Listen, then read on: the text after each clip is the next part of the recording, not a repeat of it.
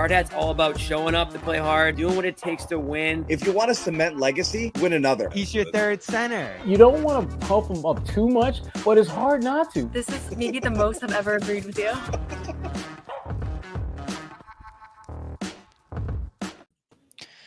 Hey, Bobby Manning here. Welcome to a Tuesday edition of the Garden Report. We're going to keep this off-season conversation rolling here and do it with a cap expert. Tend to get into the nitty-gritty of what's about to happen here the Celtics off-season with, for the first time here on the Garden Report, Yossi Goslin from HoopHype. Appreciate you stopping by here, man. One of the best cap experts out there, breaking down all the money side of things on contracts and trades and everything that we're about to see this offseason. So appreciate you stopping by here, man. I'm sure the people are going to have a lot of questions. I have a lot of questions if they don't. So let's get into it. I appreciate the, anointing me with all that. Hopefully I could answer all the questions. Yeah, so where should we start, man? It's going to be one of the more interesting off seasons for any team that I can remember. And there's going to be a lot of interesting stuff to come with the new rules here, and we'll get into a lot of them. They're hitting this team for the first time here. Among them, repeater tax penalties that are going to stack up to about $500 million if they retain this roster. You're talking about second apron penalties for this team that'll start impacting their draft capital here. And so it's almost inevitable, as we've talked about on a bunch of different shows here, that this team's going to have to shed salary in some way this offseason. Yeah, and I already touched on them a little bit. Obviously, the whole Tatum injury really changes how they're going to go about it, because had they advanced, had Tatum stayed healthy, I think you're probably just looking at dumping one guy to save some money, most likely Porzingis, just based on how he was playing. Now, honestly, kind of everything's on the table. Not exactly everything, but there's a lot more stuff on the table now, because they'll probably still be good next year. Hard to say. It's hard to envision them being an A1 contender next year. So if that's not going to happen, it doesn't really make sense to spend all this money on have this huge payroll on this team. So it seems like something's going to change. We just don't know exactly how much. I have a couple ideas though. Yeah, so I start with the second apron here. They're about $20 million over it. It makes no sense whatsoever to me to be a second apron team when you're starting to think about the long term here. When you consider now that Jayson Tatum's out for almost the entirety of next season, if not all of it, and it's going to start impacting your draft picks. And obviously the rule is 7 years out, your draft pick's frozen at that point. I believe that after that, you end up seeing it move to the end of the first round if you don't get out of the repeater or the second apron penalties quick enough there. And that was something I just kind of shrugged off when they were in a championship contending mode. But when you're a normal team, and it's crazy how fast we're talking about this becoming a normal team here, not this super team that's in this potential dynasty window, you don't want to see your first round picks go out the window. So I can't imagine any world where they're going to be a second apron team this year. But how do you get out of this? How do you move off money now in the NBA? It seems like it's more difficult than ever. Yeah, especially now because so many teams have such high payrolls. There's very few teams with the flexibility to take on big money. Like, there's only one cap space team this summer. It's the Nets. So if you're a team looking to save money, it's going to be really challenging. You could probably find ways with 3-4 team trades. So I'll start with the second apron thing, though, because they weren't over the second apron this past season. So their 2032 first round picks now frozen. They can't trade it or trade it as a swap. If they're like out of it for like 3 or 4 years, then it becomes unfrozen. So I would bet at some point it does become unfrozen. If they stay over the second apron again this season, then their 2033 one becomes frozen. And the rule is then, if let's say they're over the second apron for another year, so that means they were in it for 2 years after the 2032 one got frozen, then it drops to the end of the first round. So it's really like, they're not really risking too much by being over the second apron again this upcoming season. It's if they do it another year, if they do it the next year as well, then that pick falls to the end of the first round. So on one hand, like, if let's say they could save some money.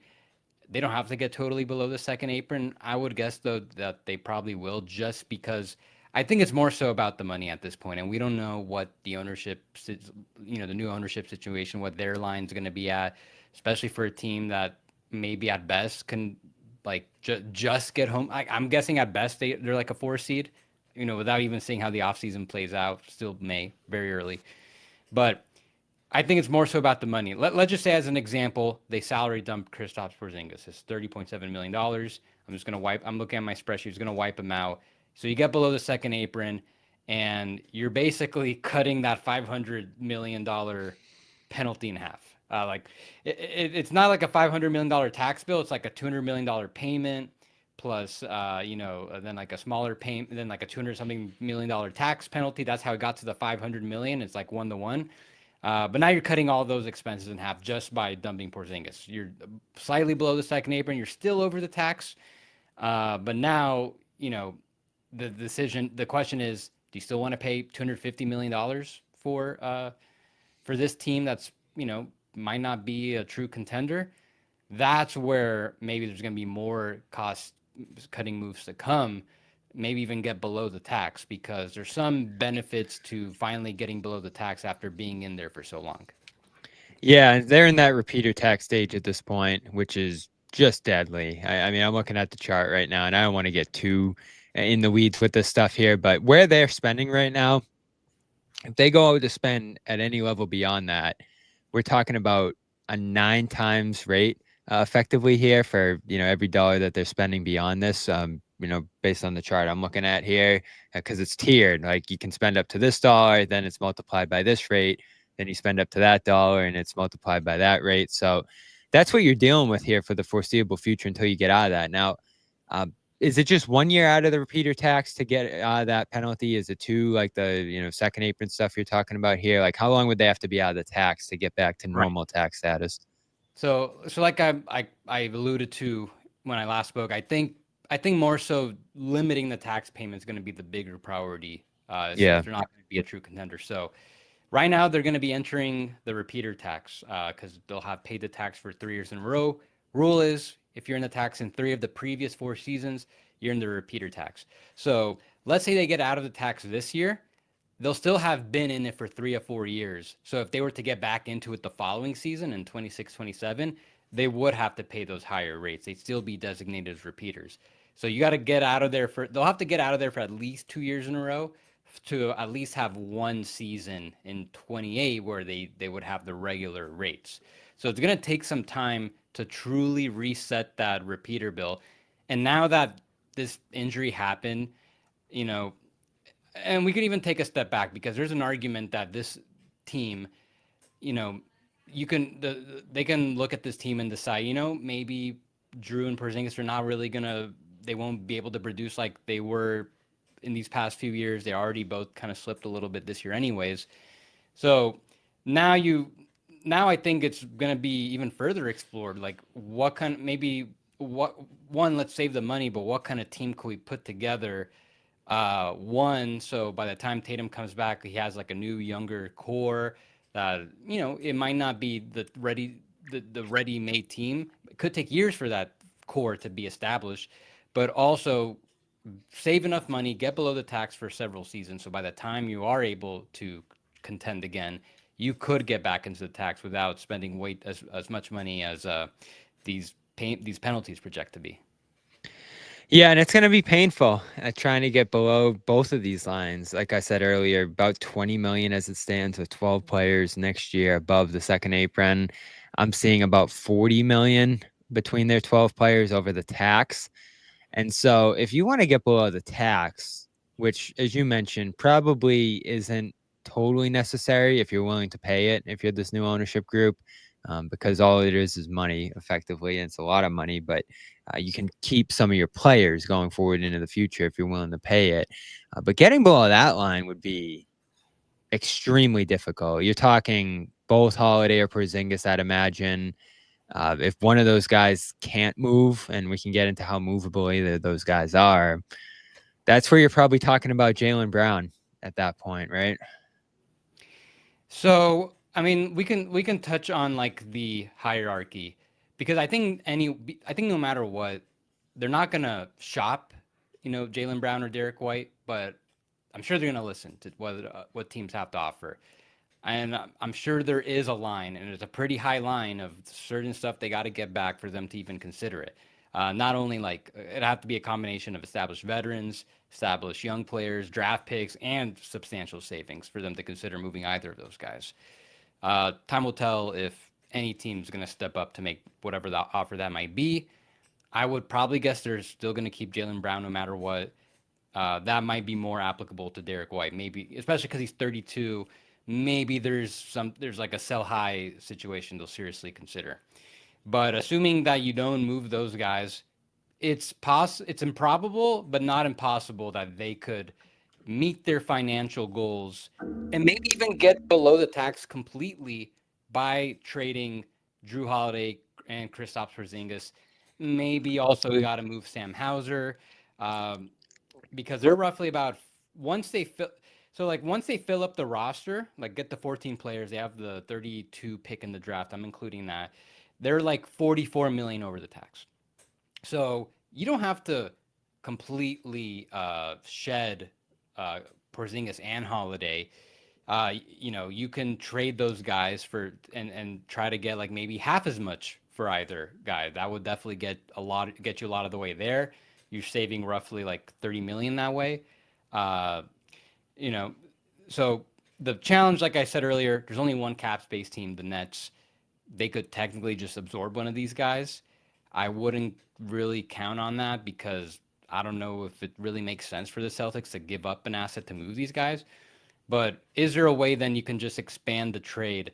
Let's say like you're trading Holiday. There's a team that wants Holiday. I think there will be teams that want him, but Celtics aren't gonna get back with the type of value they gave up to get him originally. But what if it's just you're mainly getting like a nice rotation player back? You save a lot of money. The way to do that would be to have as many teams as possible. The more teams that get involved, the less players, less salary the Celtics need to take back. So that's where the creativity needs to come in.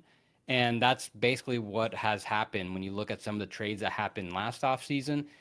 You basically need like a third team at the very least to get a lot of the money moving.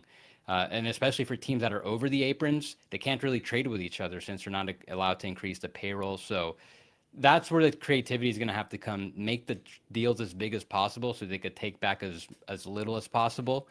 And we'll see just exactly, time will tell to see if the priority, what exactly the priority is. But just knowing that, Tatum's not going to play next year, and we don't, if they kept Jrue and Porzingis, we don't know exactly what they're going to give. I wouldn't be surprised if they want to get below the tax completely, which will be it'll be challenging, but it's definitely possible. They could make it happen. Yeah, and you hope to do it without moving Brown. And the challenge, as you said, with a lot of these guys is that you're not getting total savings of their contract back. Like if you moved a Sam Hauser to Brooklyn, you'd save, the full, what is he making, like 13, 14? So that obviously doesn't get you below the apron entirely, but that's the kind of move you could do that's a straight salary dump. If you're moving a Holiday, and his is what, 32-ish? You're still bringing back, like, what's the least you could bring back in even a multi-team trade, sending out a guy like that? They could take back $0. They don't have to take back anything as long right. There's a possibility. But is that feasible? If they expand the trade with enough teams, there's a way that they can just take back like very little amount. I wouldn't expect them to get like do a pure salary dump for Holiday unless they're sending him to the Nets. But like another team would have to send back like I think 25 million roughly as the minimum for them to take in Holiday. So that's one way that the Celtics can save money right there. But if you get more teams involved, then maybe those players that team is sending out can go to other teams instead. So maybe instead of the Celtics taking back 25 million, maybe they take back something even less than that. What if they only have to take back like a $10 million player? You save 20 million right there. And you do the same type of principle with Porzingis. You save another like 20 million or so. Maybe you dump Hauser on top of that and you're below the tax. It's a lot. It's pretty aggressive. The pathway's there. They got a lot of time though. We got like roughly, a month and some change to try to figure all those different pieces, see if there is a way they can completely get below the tax. But at the very least, I would say they're gonna get their total expenses down to like a maximum of 200 million. That's been like a pretty reasonable line that a lot of teams over the tax have been trying to adhere to. And that would basically be just slightly over the tax, in which case maybe later by the trade deadline they can get even just below it completely. Yep, and they do have until the trade deadline to do a lot of this work. So as Brad Stevens said the other day, and I think insinuated in some of his comments that, they have a lot of good players. They're in a good position. So they're not trying to show desperation right now that they need to offload a ton of money or that they need to make some moves to avoid the tax or apron or whatever it is right now. They can carry some of that business into the regular season, because I suspect with some of these guys, just based off the market, could be challenging to get some of these deals done. A lot of it's just going to be what opportunities are out there. Like, you can't really force a lot of this stuff. But we'll see when it becomes available. I want to talk a little bit more about some of the other things that are going on here, particularly the free agent aspect. But first, I want to let everybody know you're listening to the Garden Report, part of the CLNS Media Network. The show is brought to you by Prize Picks, North America's #1 daily fantasy sports app. Download today and use code CLNS to get $50 when you play 5. Prize Picks, run your game, and I'll tell you more about Prize Picks in just a second here. Great time of year to go over there and see what all the best players in the basketball world are doing. Plenty of them left in these playoffs. You got Shea, Anthony Edwards going at it tonight as we record this. You got Tyrese Halliburton, Jalen Brunson battling on the east side. And points, rebounds, assists, that's what you're looking at right now on Prize Picks. You can see all the projections for players and what they're going to do in those categories and pick more or less for a shot to win up to 2,000 times your cash today. You also get in on the takes to tickets sweepstakes, which could get you and a +1 a VIP trip to the championship. And that's a great thing that's going on over on Prize Picks throughout the postseason here. But you know the deal. 2 or more players, more or less on their stat projections, and you have your daily fantasy team. It's how Prize Picks has made daily fantasy sports accessible to millions. So sign up today. You get Taco Tuesday, where there's several projections on the board, usually 15 to 25% off your projections.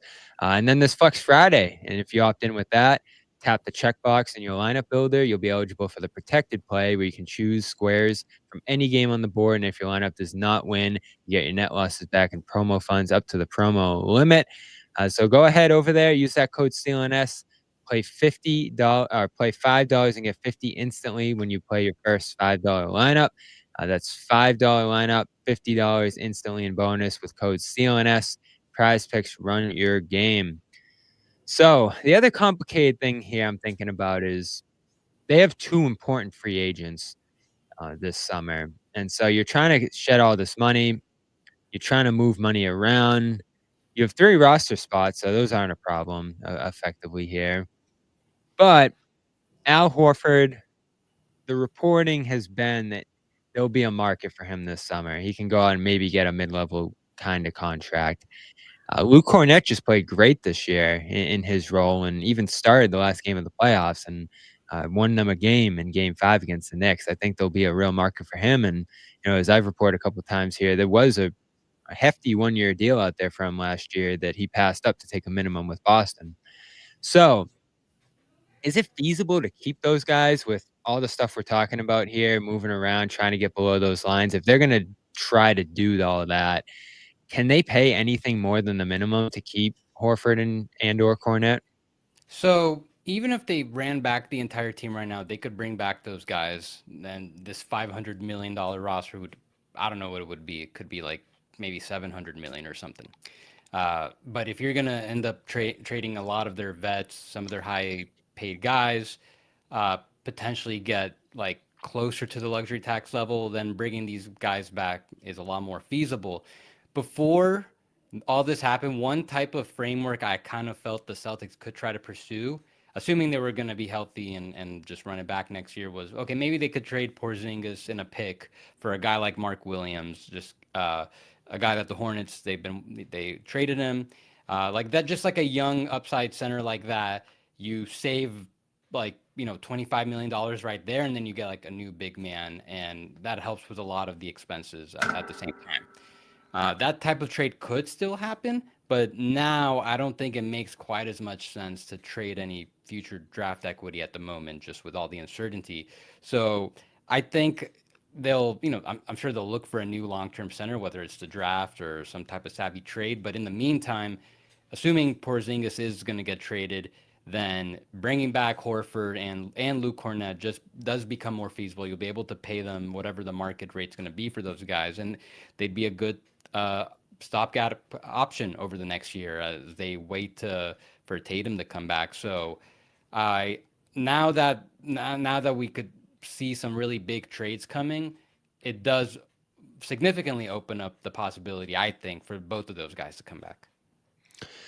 Yeah, and so what could some of these trades look like? We can go back to, I guess, Holiday first, because I feel like with Pritchard's presence and with White's presence, as well as Porzingis being on an expiring deal here, you're probably looking to move Holiday's 3 years before anything else here. His age, too, going through some injuries last season. He's also still a valuable guy that a lot of teams around the league, I'd imagine, would want. The deal I keep seeing most people mention for him would be Dallas, given their guard need, given some of their center depth that they could probably tap into to move on from a guy like Daniel Gafford. I've seen PJ Washington floated around as well as a guy that they could move to supplement their guard depth out there. Have you looked much at that one, or are there any others with Holiday that pop in your head? Yeah, so it's funny because yesterday on my YouTube channel, I released a video talking about how the Mavs should trade for Derrick White, but the same thing kind of applies for Jrue because they make pretty similar money, and I think the Mavs, if they're going to go after a player, like give up potentially some assets to go after someone, I think getting like a defensive guard like one of those guys makes sense. As far as Holiday, like Derrick White's going to take some real stuff for the Celtics to consider moving him. But with Holiday, I think there will be an interest in teams in him, but I don't know if there's going to be an appetite to give up any significant like draft equity or young players with promise because of that contract. He's got like 3 years. It's like 32, then 35, then 37, something like that. Yep. So I think for the Celtics, maybe they get back a rotation player, maybe they get back some type of pick, but I think most of the value they're going to be getting is the money savings. So if they are able to potentially save just reduce the payroll by $20 million, and that could save I don't know, let's just say they reduce it by $20 million. Just they trade him for like a $12 million player. You save almost $200 million altogether. So that's kind of like the real value that the Mavs are probably getting in these trades right now. They're not really getting too much in terms of rotation players or prospects or draft picks. It's more so these like significant savings. And like I alluded to earlier, the more teams get involved, then the less money the Celtics could take back. So in this case with the Mavs, yeah, you could, if the Celtics want, they could bring back PJ Washington, Daniel Gafford, but you're not really saving money that way. So hopefully then you could save the money through other trades. But if they don't want those guys, maybe get some other teams that would be interested. They take in those guys, and maybe the Celtics get some picks instead and significant savings. So there's just so many different ways they can go about this. Who would need to head out of Dallas because Holiday would be like 32, right? And they'd have to, I guess, match up to how much percent of that would have to go out? So the thing with Dallas right now, since they jumped up in the lottery, they're now over the second apron by a little bit. So they're going to need to save some money first. They can't aggregate. Yeah, they have the #1 pick salary. That's right. So one, they'll probably want to renegotiate Kyrie's contract, maybe get his player option at something lower. But maybe they also want to dump another player like Clay, for example, or Daniel Gafford. Like if you're bringing in Holiday or Derrick White, then they could probably dump Clay. I doubt the Celtics would want to bring him in. And then at that point, they'll be below the first apron. Then they can get within that $8.5 million. So instead of trying to get to that $32 million, which would mean Gafford and PJ and someone else like Dwight Powell, then they could just do something like one of Gafford or Washington and like one of Caleb Martin and Najee Marshall, and they're like right there basically. Yeah, and then you mentioned the flip side of that, which is White, who would probably bring back more value from some of these teams. Yeah, I see the Warriors getting kicked around, and you mentioned the Mavericks. I hesitate, when I think about it, if they can feasibly keep Tatum, Brown, White, as well as Pritchard, who's just on that incredible value, I think that's ideally how you do this thing.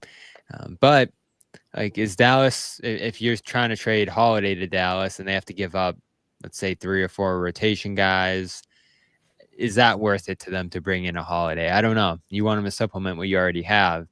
Is that worth it to bring in a White? You're probably a lot more willing to do that if you're the Mavericks and any of these other teams. Like, they look at that guy and say, all right, this is a bona fide starter who can play 80, 70, 80 games and still on the right side of 30 and all of that. Much better player than Holiday at this point, I'd say. So this is the challenge the Celtics are going to run into, I think, where it'll be, yeah, you guys probably want to be more willing to move off Holiday, but we want White more. And that could become a haggling point here too, I'd imagine. Yeah, and I think the big challenge with the idea of trading Derrick White is that, they've got 2 of the best defensive guards in the league with White and Holiday. And, Holiday's going to tail off pretty soon. But if they're moving off Holiday, they're probably going to want to keep White around. It's going to be very hard to get another guy like either of them going forward. But at the same time, like I mentioned, he's 32. Like he's like sneakily older than a lot of fans might realize. And like, what if there's a team willing to like just overpay, like give up like a haul of draft picks and like some very interesting young players? It'll be very hard to refuse that type of offer at that point. So it's a very interesting tug and pull as far as like what to do with Derrick White. But at the same time, we don't even know if those types of offers are out there. Yeah, so for Porzingis, he's the interesting one to me because he's on expiring. So I'd imagine that's a little easier to move.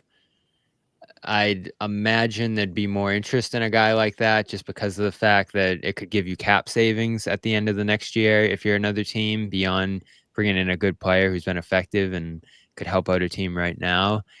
But if you're Boston, are you a little more willing to keep him around until even the trade deadline because of the fact that that contract might be a little more movable? If push comes to shove, you could just wait for the end of the year for it to expire, or you could maybe even bring him back at the end of that year for a smaller cap figure. Like, as I think about it more, I feel like there's momentum toward keeping Porzingis around, especially if there's some uncertainty about his health and the way he finished the year and that there's not a lot of interest in him. They're not under enormous pressure to move him, are they? So that's a really interesting point you bring up that a lot of Celtics fans and media have brought up when we have these discussions, is that, so on one hand, if you're going to move Porzingis, hopefully you don't have to trade an asset to get off of him. And if you do have to give up a little something, hopefully it's very minor. Like if maybe at worst you trade your pick this year or move down a couple spots to do it, something menial like that. But you're hoping that there's a team interested enough in Porzingis that you're not losing value and you're just saving money. Now, on the other hand, what you brought up is that, yeah, he's making, when the Celtics first got Porzingis, he was making like, I don't know, something in the 40s, I think. And then he signed the extension. Actually, no, he was making like almost 40. And then he signed an extension with the Celtics that cut it down to 30 a year. So he's going to become extension eligible again, starting, I believe, in first week of July, or maybe even, anyways, it's coming up.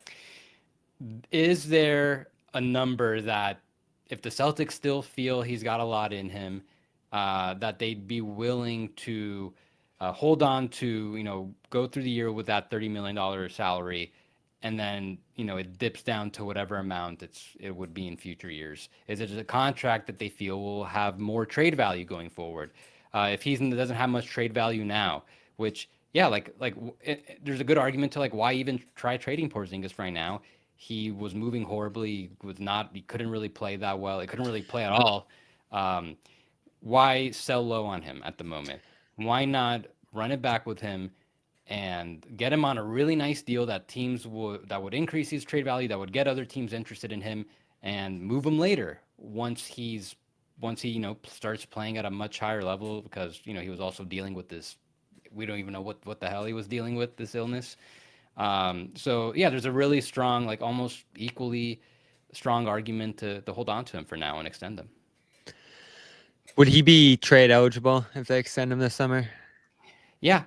So if they're going to give him a pay cut, then that's number one. And as long as they don't make it more than 3 years, then, and keep the raises no more than 5% in between, they could trade him immediately. And what would be a cap sensible for them, like a salary number for him, and to make it make sense for them to extend him, like 15, 20-ish? That's what I'm thinking, like very initially, without really getting into it, because at the higher end, that's kind of like what Zubats is making right now, 20. And then when you get to 15, that's like, high-end backup money like Gafford. Yeah. I don't know if he's going to go quite that low. Mm-hmm. But then like if he's going to be pushing for something a little closer to what he's making, or 25, then I don't know how much worth it is for the Celtics at that point. Because he's not making that much less. So that's the other thing for Porzingis, is that if he's extending like right now, then he might be giving up some value, considering everything, like his value dipped in these past few months just from all the factors that went into his performance. So he can extend all year. There's no rush to do it now. So as we discuss this, I kind of get the feeling they probably won't extend him now unless he's willing to take something like super bargainy. And then by the time we get to, maybe mid-season around the trade deadline, that's when you really got to decide, like, hey, do we want to pay this guy? If not, maybe we should just trade him.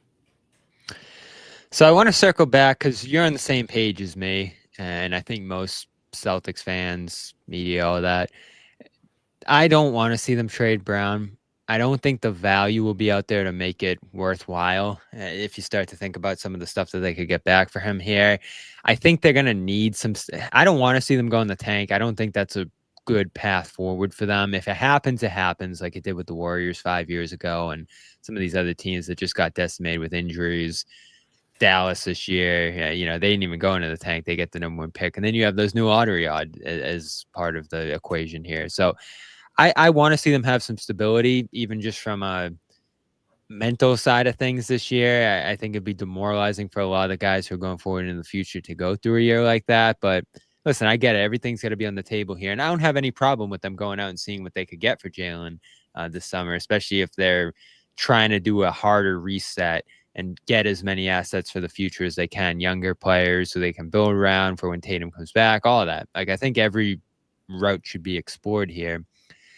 But is there a real benefit cap-wise, asset-wise, stuff coming back here to trading Brown? Like, would he save other pieces of the roster from going out? Could you have a more complete roster by just building around one supermax guy? Like, what would the advantage be to trading Brown?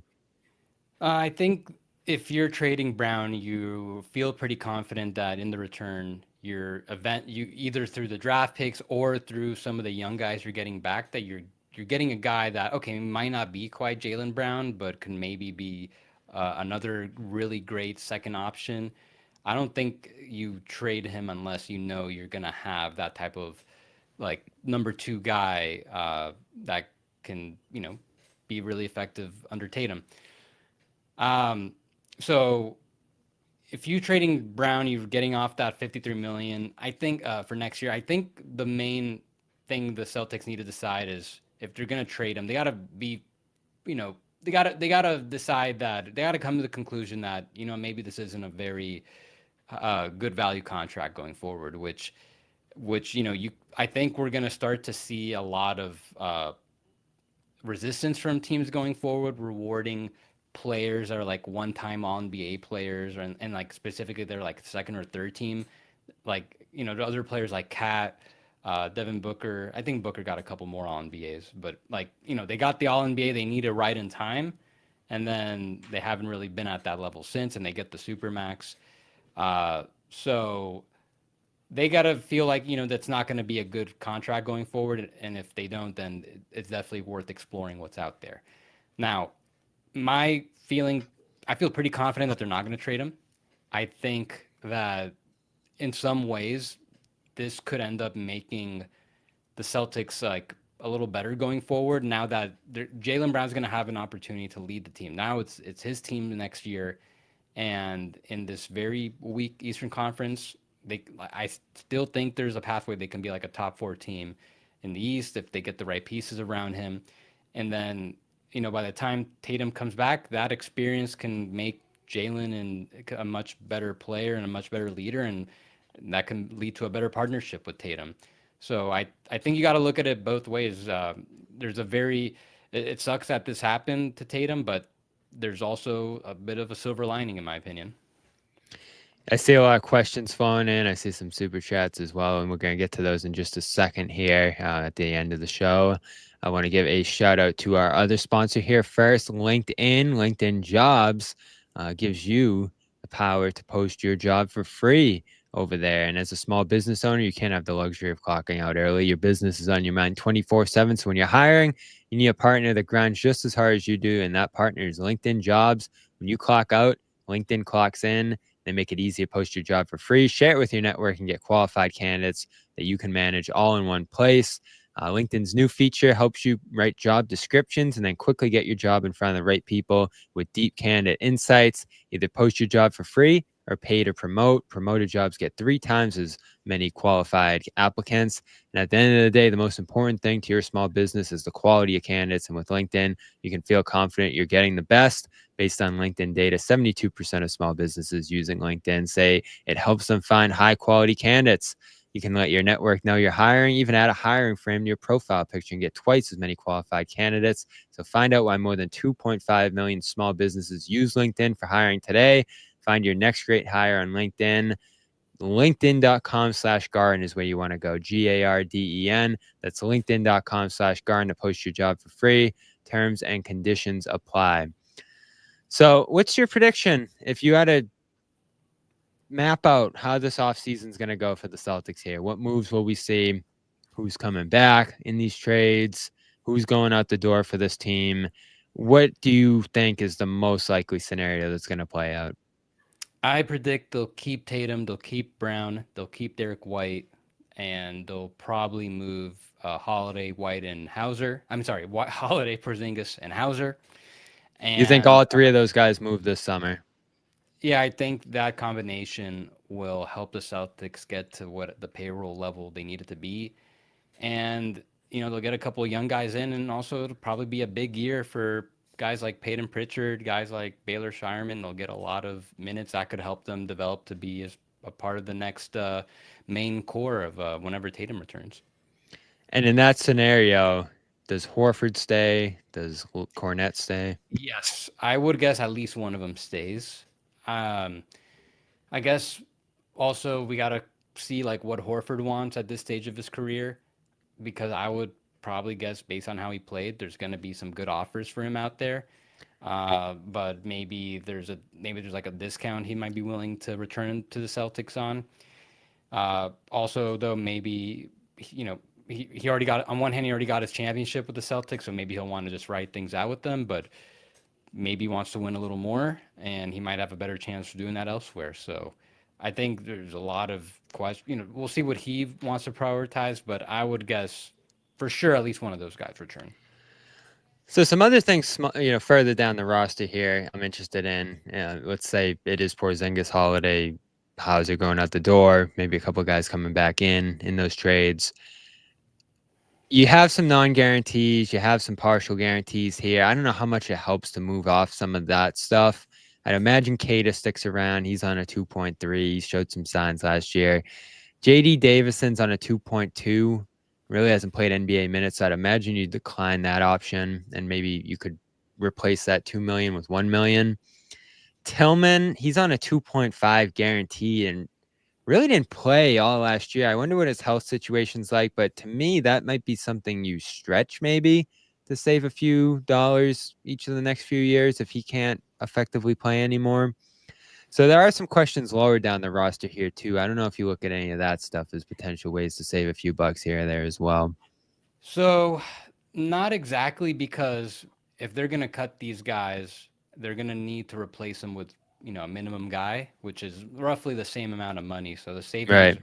are kind of like a wash. So as far as Tillman, I was surprised they weren't able to move him in the trade deadline. I thought they would have dumped him along with Jaden Springer, but that didn't happen. So maybe they'll now obviously it's a little different with the whole big man uncertainty. So maybe they'll end up keeping Maybe him. end up keeping him. Yeah. Kate, I think they keep Dave. So Davison, he's got that that team option. So my feeling is they're gonna decline it. So then they can make him restricted, and then they'll just resign him to like a multi-year deal, like a 3-4 year deal. They'll have his bird rights, so they can easily do that. But just make it like a minimum deal, because this is the last year he can be restricted. So that's what I think that's going, and the salary will be roughly the same. I mean, Walsh, I haven't really paid too much attention to see how he's doing, but I would Didn't do guess- much this year. I don't know. You tell me. Do you think they'll move on from him, or they'll just? I mean, he's 21, so you could give him another chance. And like you said, how much do you really save off that? I guess you could sign like an undrafted guy to get below 2 million. But I mean, he's been in their system long enough. I think you just keep him around at that point. If you're moving out big salaries, you probably want some roster continuity here. Now, the thing that can hurt these guys or potentially make it so they don't make the roster would be if when they do their big trades, if they're getting like multiple guys back. Like, let's say they trade Porzingis for like 3 guys, and they're all like, mid-level salaried guys or even a little less than that. So now you added 2 more players right there. And maybe they even do that type of deal again. They add they take in more players than they're sending out. That logically pushes out these end of roster guys. So possible that the Celtics, some of these guys just become casualties anyways, because they're this scenario where they end up getting like more rotation players in through trade. Yeah, so that leaves you with Tatum, Brown, Cornette, or Horford, White. Hauser's gone, so you're talking Pritchard. Shireman's going to have to step up big time in that scenario. And then you have a first-round pick coming in. You have a second-round pick as well. So that brings you to be safe, maybe like just 2 additional guys through these various trades at the very least. Yeah, so that brings you to 3, 4, 5, 6, 7, 8, 9, 10, 11-ish players, plus the 2 draft picks get you to 13. So then, I don't know, bring a guy back on the minimum at that. Well, I guess it would be one of Cornette or Horford at that point. So that would get you to 14 guys at that point. So that's one way it could play out. And does that get you below? That obviously gets you below the second apron. Does that get you below the tax? You'd hope. We don't know. We'll have to see what ends up happening. What the Celtics end up prioritizing. It's just too early to tell. To know exactly what the line is going to be like. How much exactly they're going to want to spend. So hopefully we get a little more clarity on that. I would say maybe in a month from now, around the draft. Maybe we'll know by then. And who would be the Porzingis suitors to you? I see Lakers. I see, you mentioned Charlotte. Who could be in the mix there? As far as a team that wants Porzingis as a player, I haven't really dug too deep into it. Yeah, I've seen the Lakers I've seen like people throw out the Lakers and Warriors. I don't think those teams are going to want to bring him in at that salary at the moment. It's going to be very tough for the Warriors, particularly, to do that. I thought about the Raptors and maybe the Kings. If these teams want to get a really big stretch big man, maybe the Suns is part of a Durant trade. Utah liked Porzingis at one point too when he was leaving Washington. So, they crossed my mind. I don't know if John Collins, is he on an expiring contract right now? Yeah, that I've thought about Utah, but I don't think they'd be interested in him as a player. Yeah, I think they'll probably want some assets attached. I thought about like I thought about very briefly, oh, what if there's like a Porzingis Markkanen type thing? But then it's like, well, they're trying to save money, so probably not. Yeah, and he's up to 46 now, which is crazy. Yeah, even with the apron stuff, it wouldn't really be viable. It's really tough. I think right now, and it's just especially tough right now because you just kind of have like a bad taste of with Porzingis, just how everything was, how he looked. It's really hard to tell like what is the interest? Forget about the value. Like what is the level of interest in him at that amount? I'm guessing that as we get closer to the draft, it's gonna, teams are gonna feel a little better about him. Um, but I have not thought deeply enough to see like who the teams might be. Yeah, and that's why I suspect there's a chance he could end up breaking into the season, especially on the expiring deal there. So we'll see how all this breaks out. A lot of it's going to be what opportunities emerge around the league and do some bigger deals break out that need these different players from the Celtics involved and can lead to some other salary being offshooted somewhere else because that's going to be required, as you mentioned earlier, to be able to actually save money in some of these trades because straight up, there's just too many restrictions on teams where money has to go back to the Celtics in those scenarios. So we'll roll through some chats here. If you guys have any questions, feel free to fire them away. Here's a super chat with a crazy trade. This is, oh man, Jaylen going to Denver. We got Aaron Gordon going to Portland with some other stuff. A lot of firsts from Boston, too. Man, what are the Celtics getting here? Wait, why are the Celtics trading 3 firsts and Jaylen Brown for Michael Porter Jr. in Klingen? Is that who that is? Michael Porter Jr.? It's supposed to be. Yeah, not counting on this one happening. Yeah, Denver. How do they send this in? Well, thanks for the $5 anyway. Let's see what else we got here. A lot of love for Tumani Kamara. I like him too, but I don't think Portland's trading him. Can they get Rob Williams back? I don't know if you want Rob Williams back with his injury issues right now. He's not too expensive, though. I could see that happening last year of that deal. The Blazers, they're probably gonna. I think they might shake things up a little bit because they have all those vets like Aiden, Jeremy Grant, Simons. I would imagine, and then Robert Williams as well. They're probably going to move some of those guys, and they've been in the lottery for 3 years in a row now. So they might want to finally try to. I mean, they were pretty competitive this year, so they might want to actually like get some other more established veterans in to really make that push. They have some flexibility too, money wise, right? Not really. Really? So they might even they might even look to save money as well, like in an Aiden trade. So. Oh, that's right. He's making a ton. Jeremy Grant's making a ton. Yeah, they got some big money. Robert Williams, I'm sure I'm sure it's not too difficult to bring him back if the Celtics wanted to go that direction. Hope he's healthy. It's been tough the last few years for him. Let's see who else people are talking about here. Let's see, we got some Brown talk. Might need to turn KP into 2 smaller pieces that they can flip again. Each shaving a little salary because we need matching salary and no one has cap space. It's a rough spot. It's kind of what I'm thinking here. You might have to move several times to actually save the money here. Mm-hmm. Or you could do that with Jrue as well, and with Porzingis just try to save as much as possible. Like I said, like I do think they'll end up still having like players on the roster. I doubt it'll be a pure dump with like both of these guys. Hauser would probably be a pure dump, though, right? I'd imagine. He might actually be a guy Brooklyn would like, potentially, in my mind, with all that cap space. So the interesting thing about Hauser is he is easier to dump, one, because he's only making $10 million, but also now the mid-level can be used as a trade exception. So teams that have the full mid-level might not be able to get someone in free agency, not a particularly strong free agency class this year. Anyways, they can easily take Sam Hauser's salary without sending any salary back, and maybe the Celtics could get a pick for that.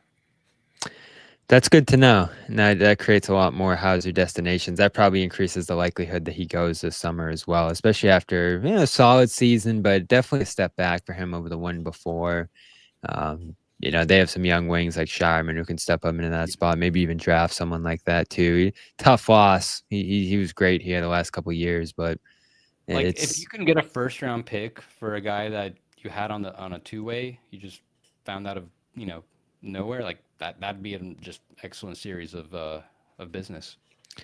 this guy says Holiday for Derrick Jones Jr. and Bogdanovich works. I could see that, and I know the Clippers in the past. When I remember it was like reporting how the Clippers were interested in Holiday before he got traded to the Celtics. So yeah, maybe they could maybe there's they'll revisit that interest. All right, let's see anything else here. D White talk. I think again, it's probably gonna take a lot to pry White from the Celtics, right? But who knows? There might be a lot out there for him potentially. Yeah, that's the one I'm definitely keeping an eye on, like, because I just think like what I remember, I forgot who was saying it about the Warrior. Who reported the Warriors thing? I think it was Logan Murdoch. Okay, so he was. I remember. I think he was saying something like if they can get like a Mikal Bridges type haul. Not, I don't think they'll get quite that, but if you can just get like two valuable firsts and like one or two pretty good young guys, like I think this you got to really. It's gonna be very hard to say no to that. Dyson Daniels, don't see him going anywhere. No. Not a lot of love for KP in here. Yeah, I'd imagine so. Cooper Flag, don't think he's moving. San Antonio, I wonder about though. Like, does 2 only move for Giannis?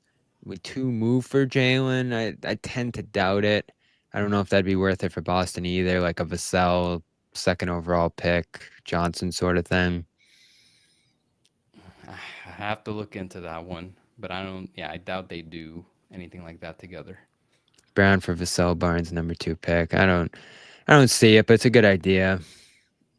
I have to get up on these draft guys too. You know how much I like some of these prospects. Got to keep Derrick White. Tend to agree. Kuminga for D White. I think the Warriors would probably do that. I don't. But also the Celtics can't quite do that, even if they wanted to. They can't Sign and trade. They have to save so much money to sign and trade for someone. Yeah, so as we wrap this up here, I think it's worth mentioning that too. So the big restrictions on the Celtics, they can't trade multiple guys together feasibly into the offseason here while they're above that second apron line. Maybe after they get under it, they could later, but they can't trade multiple guys. They can take back multiple guys in a trade. So that's the big restriction on them. They can't do a sign and trade where they're taking in a guy who signs either, right? Yeah, can't acquire a free agent through sign and trade. What else are the big ones we got to consider here? If they remain over the second apron, they could sign and trade their own free agents, but they can't bring back a player. So if they wanted to sign and trade Al Horford, sign him to like a $10 million deal to bring back a $10 million player, they can't bring back any like salary in exchange for a sign and trade while they're over the second apron. They can't send out cash in a trade. They can't even do it in the draft while it's still, 24. Used to do the second round pick for cash type thing, right? Yeah, right now they're not allowed to do that. They'll have no mid-level. And as long as they're over the first apron, can't use any old trade exceptions that they created last year.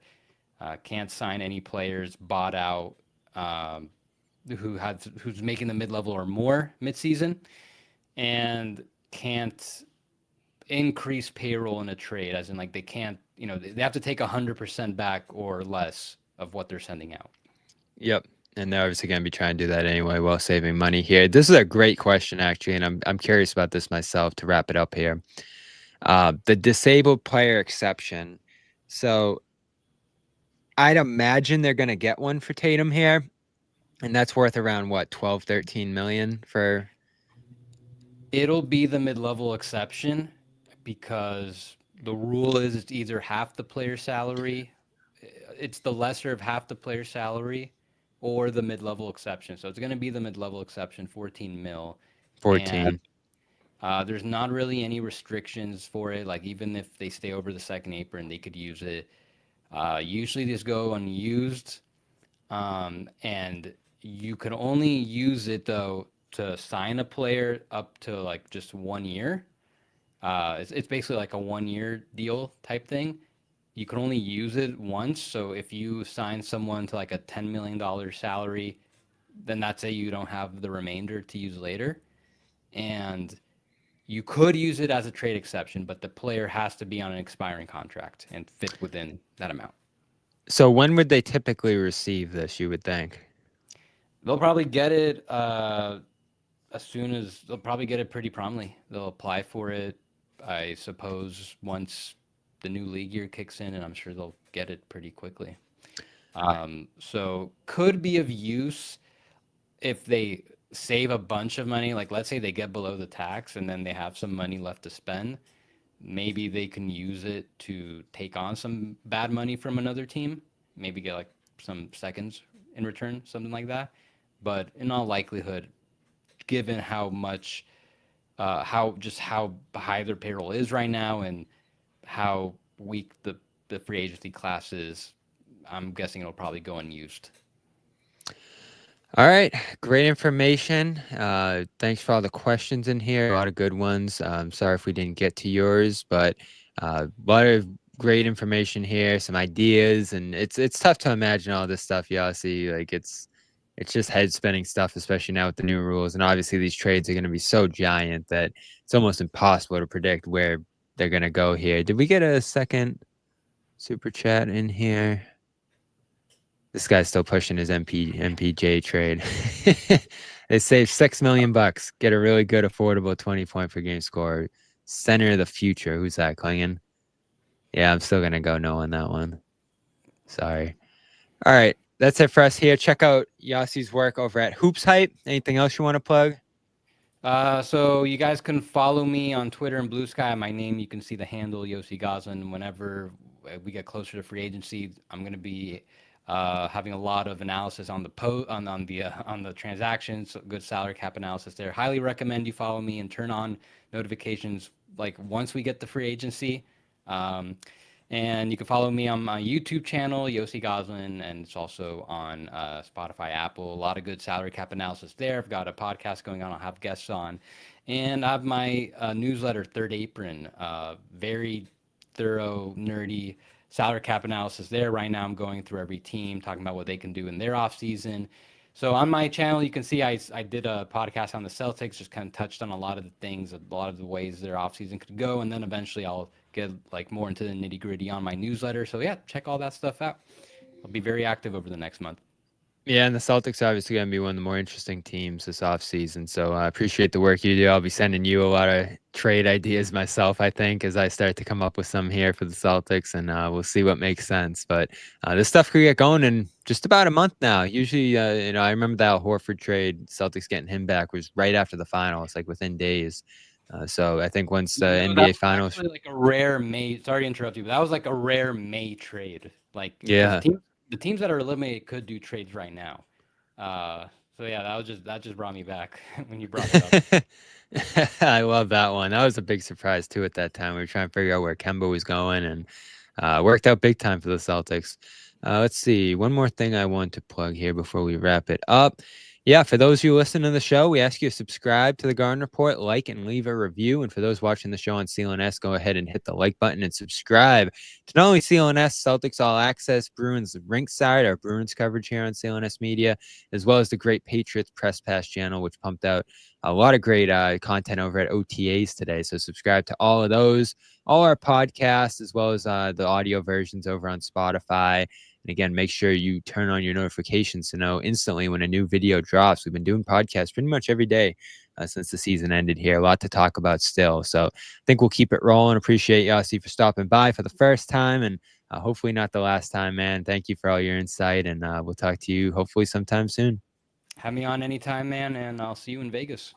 Yes, sir. Can't wait for that. Just 2 months away. A little less than 2 months from Vegas Summer League with, I'm sure, some new faces on the Celtics there. So that's that. We will talk to you when we talk to you. Peace. No one's sneaking a vegan brownie by me, I'll tell you that. Okay, you know what, John? We're gonna do it. You have to feel that way too, Bobby. I have to Same. feel that Same way. to you. Let's fly Al over and make Luke your first center. Bobby, we gave you Luke hour early. We're not going to end this on a damn conversation about Luke